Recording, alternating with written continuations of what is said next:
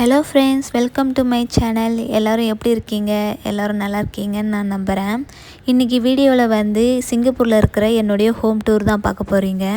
நாங்கள் சிங்கப்பூரினும் இல்லை, பிஆரும் இல்லை, நாங்கள் ஃபாரினர் தான். இது வந்து வாடகை வீடு தான். வீட்டுக்கு வெளியில் பார்த்தீங்கன்னா காரிடாரில் நம்ம செடியெலாம் வச்சுக்கலாம். நல்லா மெயின்டைன் பண்ணணும், கொசுலாம் வராமல் பார்த்துக்கணும். போகிற வரவங்களுக்கு வந்து எந்த ஒரு டிஸ்டர்பன்ஸுமே இல்லாத மாரி தான் நம்ம செடி வந்து வச்சுக்கணும். ஹேங்கிங் பண்ணியுமே நம்ம வச்சுக்கலாம். நல்லா சேஃப்டியாக வச்சுக்கணும். செடிக்கெலாம் தண்ணி வந்து அதிகமாகவும் ஊற்றக்கூடாது. கீழே ரொம்ப நேரம் தண்ணி இருந்தாலுமே கொசு வரும். தண்ணி இருந்தாலுமே ட்ரெயின் ஆகி போகிற மாரி தான் அங்கே செட் பண்ணி வச்சுருப்பாங்க. சிங்கப்பூரில் வந்து நிறைய பேர் வந்து செடிங்க நிறையவே வளர்ப்பாங்க. எல்லாமே கொஞ்சம் மெயின்டெனன்ஸ் ஃப்ரீ உள்ள மாதிரி செடி தான் அதிகமாகவே வச்சுருப்பாங்க. வீட்டுக்கு வெளியிலே தான் ஷூ ரேக் வச்சுருக்கணும். இதுவுமே மற்றவங்களுக்கு டிஸ்டர்பன்ஸ் இருக்கக்கூடாது போய் வர்றதுக்கு. அதுக்கேற்ற மாரி தான் நம்ம ஷூ ரேக்குமே வச்சுக்கணும். நிறைய பேர் வீட்டுக்குள்ளேயும் வச்சுருப்பாங்க. நாங்கள் வந்து வெளியில் தான் வச்சுருக்கோம். இங்கே கோலம் போட்டாலுமே எதுவும் சொல்ல மாட்டாங்க. அவங்களுக்கு எந்த ஒரு டிஸ்டர்பன்ஸும் இருக்கக்கூடாது போகிற வரவங்களுக்கு. அதுக்கேற்ற மாரி நாம் தான் எல்லாத்தையும் அட்ஜஸ்ட் பண்ணி வச்சுக்கணும். எல்லா வீட்டுக்குமே இங்கே இரும்பு கேட்டு வந்து கொடுத்துருப்பாங்க. அதில் நம்ம லாக் போட்டும் வச்சுக்கலாம். சேஃப்டியாக தான் இருக்கும்.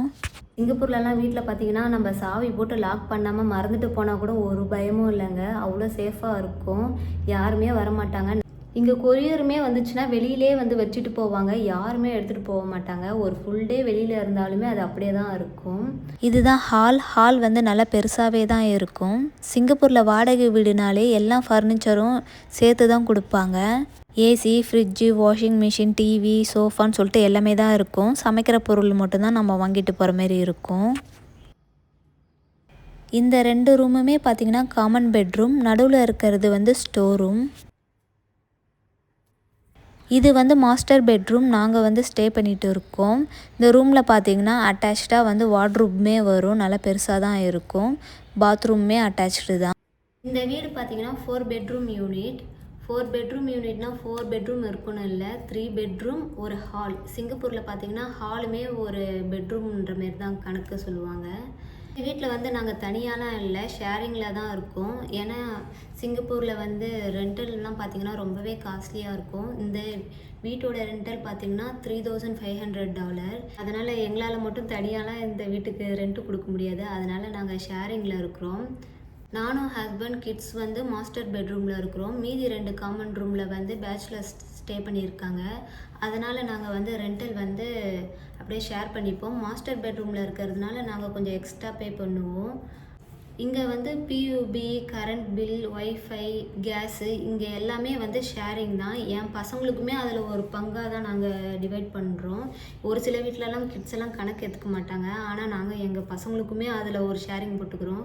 ஏன்னா அவங்களுமே வாட்டர் யூஸ் பண்ணுறாங்க, குளிக்கிறாங்க. அவங்களுக்குமே நம்ம தனியாக சமைக்கிறோம், எக்ஸ்ட்ரா டிவி பார்க்குறாங்க, எல்லாமே தான் இருக்குது. அதனால் 2 பசங்களுக்குமே நாங்கள் இதில் ஷேர் பண்ணிக்கிறோம்.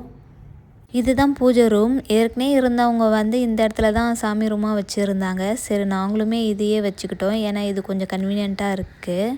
இது வந்து டைனிங் ஏரியா. இங்கே மோஸ்ட்லி நாங்கள் உட்காந்துலாம் சாப்பிட மாட்டோம். இங்கே சமைக்கிற பொருளை மட்டும்தான் இந்த இடத்துல நாங்கள் வச்சுப்போம். சேர்லாம் இருந்ததுன்னா பசங்க வந்து அதை போட்டு விளையாடிக்கிட்டு உருட்டிக்கிட்டு இருப்பாங்க. அதனால் அதை ஸ்டோர் ரூமில் போட்டாச்சு. இது வந்து கிச்சன் ரூம். கிச்சன்லேயுமே நல்லா கபோர்ட்லாம் நிறையாவே போட்டிருக்காங்க. நல்லா கன்வீனியண்ட்டாக தான் இருக்கும். இந்த கிச்சன் பார்த்திங்கன்னா ரொம்ப பெருசும் இல்லை, ரொம்ப குட்டியும் இல்லை. நல்லா கன்வீனியண்ட்டாக மீடியமான ஒரு சைஸில் தான் இருக்குது. எங்களுக்கு இது ஓகேவாக தான் இருக்குது. அடுப்புமே பார்த்திங்கன்னா 3 பர்னர் இருக்குது. இதுவுமே கொஞ்சம் ஓகேவாக தான் இருக்குது. கிச்சன்லேயே பார்த்தீங்கன்னா காமன் டாய்லெட் வந்து இருக்கும். இது காமன் ரூமில் இருக்கிறவங்க வந்து யூஸ் பண்ணிப்பாங்க. இது வந்து லாண்டரி ஏரியா. இங்கே முக்கால்வாசி வீட்டில் வந்து இந்த அளவுக்கு ஸ்பேஷியஸாக இருக்காது. கிச்சனோட முடிஞ்சிடும். கிச்சன்லேயே ஒரு சைடில் வந்து வாஷிங் மிஷின் இருக்கும். மேலே வந்து துணி காய வைக்கிற இதுவுமே இருக்கும். ஆனால் இந்த இடத்துல கொஞ்சம் ஸ்பேஷியஸாக இருக்குது. இந்த இடத்துலையே நாங்கள் துணியை ஃபுல்லாக காய வச்சுப்போம். இதுவே எங்களுக்கு கன்வீனியண்ட்டாக இருக்குது. வெளியிலுமே கம்பத்தில் காய வைக்கிற இடமும் இருக்குது. இருந்தாலுமே எங்களுக்கு இதுவே போதுமான அளவுக்கே இருக்குது. அதனால் நாங்கள் அதை அந்தளவுக்கு யூஸ் பண்ணல. கிட்ஸுமே இருக்கிறதுனால சேஃப்டி கொஞ்சம் முக்கியன்றதுனால யூஸ் பண்ணுறதில்ல. வீடு தான் ஷேரிங்கில் இருக்கீங்க. சரி, கிச்சன் எப்படின்னு கேட்டிங்கன்னா கிச்சனுமே ஷேரிங்கில் தான் இருக்கும். ஒரு சில வீட்டில் வந்து ஒன்றாவே சேர்ந்து குக் பண்ணுறவங்களும் இருக்காங்க. இப்போ சப்போஸ் ஃபேமிலிலாம் இருக்காங்க, அப்புறம் பேச்சுலர்ஸ்லாம் இருக்கிறாங்க, வெளியாளாக இருக்காங்கன்னா தனித்தனியாக தான் குக்கிங் பண்ணுவாங்க. இப்போ இந்த வீட்டில் நாங்கள் வந்து தனியாக குக் பண்ணுறோம். ஏன்னா கிட்ஸ்லாம் இருக்கிறாங்கன்றதுனால காரம் இல்லாமல் குக் பண்ணணும். அவங்களுக்கு ஏற்ற மாதிரி குக் பண்ணணும்ல, அதனால் நாங்கள் தனியாக குக் பண்ணிக்கிறோம். மற்ற ரூமில் இருக்கிறவங்க பேச்சுலர்ஸ் எல்லாருமே ஒன்றா சேர்ந்து அவங்க தனி குக்கிங் தான் பண்ணுறாங்க.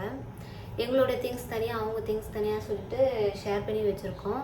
அவங்க திங்ஸ்லாம் எடுத்து யூஸ் பண்ணாமல் இருக்கணுமா அப்படிலாம் இல்லை. ஏதாச்சும் திடீர்னு காலி ஆகிடுச்சுன்னா கூட ஷேர் பண்ணிப்போம், எடுத்துப்போம். அதெல்லாம் எதுவுமே சொல்ல மாட்டாங்க. எங்கள் வீட்டில் குக்கிங் டைம்லாம் பார்த்தீங்கன்னா எந்த ஒரு பிரச்சனையுமே வந்தது கிடையாது. ஏன்னா அவங்க ஈவினிங் வரத்துக்கு முன்னாடியே நான் டின்னர்லாம் ரெடி பண்ணி முடிச்சிருவேன். அதேமாரியே காலையிலையும் அவங்க காலையிலே வந்து குக் பண்ணி எல்லாம் ரெடி பண்ணி முடிச்சதுக்கப்புறமா நான் வந்து பிரேக்ஃபாஸ்ட் லன்ச் வந்து ரெடி பண்ண ஆரம்பிச்சிருவேன். அதனால் கிச்சனில் வந்து எப்பயுமே ஒரே நேரத்தில் 2 பேர் குக் பண்ணுற மாரிலாம் சங்கடம் வராது. அதுக்கேற்ற மாரி நாங்களுமே அட்ஜஸ்ட் பண்ணிப்போம். க்ளீனிங் பார்த்தீங்கன்னா கிச்சனில் எப்பயுமே சமைச்ச உடனே க்ளீன் பண்ணிப்போம். அதனால் எந்த ப்ராப்ளமும் இல்லை. நான் சமைச்சதுமே க்ளீன் பண்ணிவிடுவேன், அவங்களுமே குக் பண்ணதுக்கப்புறமா க்ளீன் பண்ணிவிடுவாங்க. அதனால் கிச்சன்லாம் எப்பயுமே நீட்டாகவே தான் இருக்கும். சில வீட்டிலலாம் பார்த்தீங்கன்னா குக்கிங் டைம் வந்து ஒழுங்காக செட் ஆகாத மாதிரியே இருக்கும். ஒரே டைமில் வந்து குக் பண்ணுற மாதிரி இருக்கும். கிச்சனும் சின்னதாக இருக்கும். ரொம்ப டிஸ்டர்பன்ஸாக இருக்கும். 2 அடுப்பு தான் இருக்கும். குக் பண்ண முடியாது. ரொம்பவே ஒரு மாதிரி கஷ்டமாக இருக்கும். அந்த டைம்லலாம் என்ன பண்ணுவாங்க, டைமிங் ஃபிக்ஸ் பண்ணிவிட்டு இந்த டைமுக்குள்ளே நான் சமைச்சு முடிச்சிடுறேன், அந்த மாதிரி பண்ணுறது. எங்கள் சமையல் வந்து தனித்தனியாக இருந்தாலுமே என்னைக்காச்சும் சண்டேஸில் வந்து ஸ்பெஷலாக இந்த அண்ணாக்கள்லாம் வந்து ஏதாச்சும் சிக்கன், ஃபிஷ்ஷு அந்த மாதிரி ஏதாச்சும் குக் பண்ணாங்கன்னா எங்களுக்கு தனியாக எக்ஸ்ட்ரா செஞ்சு எங்களுக்கு கொடுப்பாங்க. இந்தாங்க எடுத்துக்கோங்கன்ட்டு. நம்ம வேணான்னு சொன்னாலுமே நெக்ஸ்ட் டைம் என்ன பண்ணுவாங்க, தனியாக பாத்திரத்தில் எடுத்து வச்சு கொடுத்துருவாங்க சாப்பிடுங்கன்னு சொல்லிட்டு. அதேமாதிரி என் ஹஸ்பண்ட்லாம் ஊருக்குலாம் போயிட்டாங்கன்னா என்னை வந்து சமைக்க வேணான்ருவாங்க. இந்தாங்க எங்கே தனியாக வச்சு சமைக்க போகிறீங்கன்னு சொல்லிட்டு எனக்குமே சேர்த்து குழம்புலாம் வச்சு கொடுத்துருவாங்க. நல்லாவே ஹெல்ப் பண்ணுவாங்க. இங்கே நெய்பர்ஸ்லாம் எப்படின்னு கேட்டிங்கன்னா, இங்கே இருக்கிறவங்க எல்லாருமே ஃப்ரெண்ட்லியானவங்க. எங்கள் ஃப்ளோரில் இருக்கவங்க எல்லாருமே சைனீஸ் பீப்புள் தான். எல்லாருமே ஜாலியாக தான் பேசுவாங்க.